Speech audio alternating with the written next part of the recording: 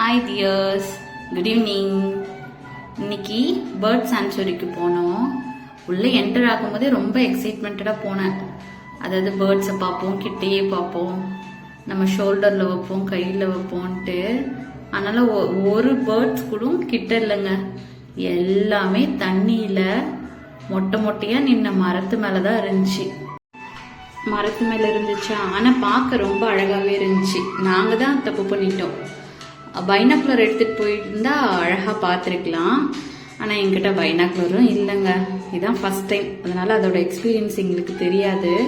இனி போனோம் அப்படின்னா பைனாக்குலரோட தான் போகணும். இது வந்துட்டு இது ஒரு வகையான ஆவாரம் பூ தான். அழகாக இருந்துச்சு பார்க்க. இதுதான் அந்த ஏரியோட வியூ.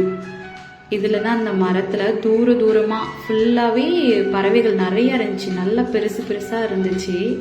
ஆனால் எங்களால் ஜூம் பண்ணி எடுத்தாலும் கிளியராக இல்லை, ஷூட் பண்ண முடியல. நெக்ஸ்ட் டைம் நான் கண்டிப்பாக போயிட்டு அழகாக எடுத்துகிட்டு வரேன். இது வந்து கொடுக்காப்புள்ளி மரங்க. 90s கிட்ஸ்க்கெல்லாம் ஞாபகம் வருதுங்களா? எவ்வளோ ஹாப்பியாக சாப்பிட்ருப்போம். சாப்பிட்டு தண்ணி குடிச்சிருப்போம், ஏன்னா விற்கிக்கும் இல்லைங்களா. நெக்ஸ்ட்டு இதுவும், இதை பார்க்காதவங்க யாருமே இருக்க மாட்டீங்க. நான் இப்போ தான் ரொம்ப நாளுக்கு அப்புறம் இப்போ தான் பார்க்குறேன்.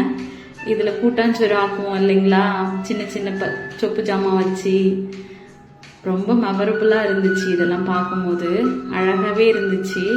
இங்கே பாருங்கள், இந்த பூவை வச்சு குழம்பு, காயை வச்சு பொரியல், அப்புறம் நீட்டாக அந்த பெரிய காயை வச்சு முருங்கைக்காய் சாம்பார் அப்படின்னு வச்சதெல்லாம் என்னை சின்ன வயசு ஞாபகம் எல்லாமே வந்துச்சுங்க.